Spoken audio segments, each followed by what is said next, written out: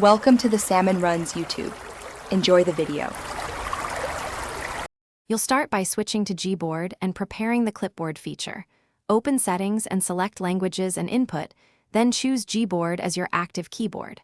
Once done, open any text field and tap the keyboard icon to confirm Gboard is active.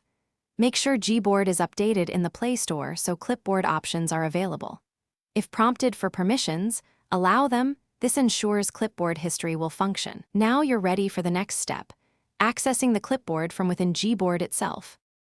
With Gboard active, tap any text field, then tap the Gboard toolbar or the arrow beside the suggestion bar to reveal the clipboard icon. If you don't see it, tap the three dots to find clipboard. Once opened, you'll see recent copied items. Tap any entry to paste it immediately or long press to pin or delete an item. You can also edit saved snippets for clarity. Make sure to set auto-delete if you want temporary history. This prevents clutter and protects privacy. To finish, simply tap a clipboard item to paste it into your text field, long press and choose Pin if you want that snippet to persist. Once done, use Clear to wipe history or enable auto-delete to remove entries after 1 hour for privacy.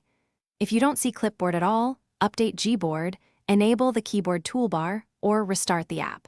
Make sure clipboard is not disabled in Gboard settings. If problems persist, reinstall Gboard. That usually restores missing features. Thanks for watching. Consider subscribing if we helped you.